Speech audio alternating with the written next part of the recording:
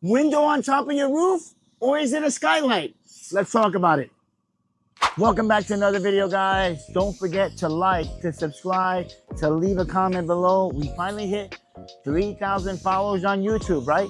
So we're giving away a free roof and a free siding. So follow the instructions later on how to get that free roof and a free siding. So we're here on this roof job, and a lot of people say, you know, I have a roof leak. And generally the roof leaks are in two major areas too, right? Number one, it is because of a penetration, and a penetration can be a pipe flashing, it could be a square vent, it could be an attic fan, or it can be a skylight. So people that don't know this word, they will say, oh, I have a window on top of my roof and I have natural light coming in. So these windows, right, generally, if they're not installed correctly, will cause a bad leak. So I showed you over here. This is an Anderson skylight, and I want to show you, it's definitely over 25 years old. It's totally discontinued, right? But they had started having problems roughly around 10 to 12 years after they've been installed. And a lot of people would put a lot of caulk around it because the glaze on the glass would separate from the other glass, and it would start to get foggy and water would come inside. So this client had this roof roughly around maybe about 12 years ago, never changed the skylights because they said the skylights were good. They're not. And then now he has to change the rear portion of his roof and 10 skylights. So I'm gonna show you those 10 skylights. We're gonna go up on the roof, but this is generally the number one way where you will get a leak, through one of those penetrations. And number two is through a valley, right? If there's one roof that connects to another roof, generally in that roof, a lot of rainwaters run through, and guess what? It will start to leak. So generally, most people are gonna have a leak through these penetrations, like I said before, right? And this is one of the penetrations where there's a skylight, right? Either they didn't put ice and water, or this type of underlayment underneath, didn't put a flashing kit or step flashing, and the water doesn't divert away from the skylight, it actually goes through. Or the water will come in through the window and through this glass because the glazing is already separated. So I wanted to show you this because you're probably I'm thinking about, it's not that time to change my roof. And I have 3 skylights. I would fully recommend that if you're changing your roof, you change your skylight. That's always been the roofer's rule. If you're gonna change your roof, you're gonna change the skylight, so you'll never have a problem.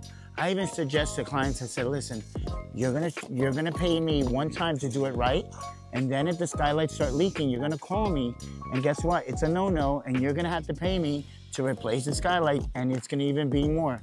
I remember the story that there was a guy in Morristown. He was a big follower of me on Instagram, and he had different antique vehicles, and he wanted to do his roof. He said his skylights were roughly around close to 20 years old. And I said, well, it's very debatable. I would suggest you change those 3 skylights. He said, I don't want to, Junior. We did his roof. A month went by, 2 months went by, and he finally called me and he says, you know, Junior, I'm having roof leaks. I said, where? Around the skylights. Can you give me a price to change those 3 skylights? I gave it to him. It was actually double the price because now we had to work around, tear off the shingles that we installed, install the new skylights, ice and water, flashing kit, and then the skylight, and then fix the trimming on the inside. So lesson learned, he said he learned the lesson, but I'm trying to help the people that are following me learn your lesson, save the money, change your skylights, right? Because you will not have a problem in the future. If you guys know, this is where the leak is at, and you can see the stain marks here on this corner, on the drywall, and then here on the drywall. This is where generally everything comes in, right?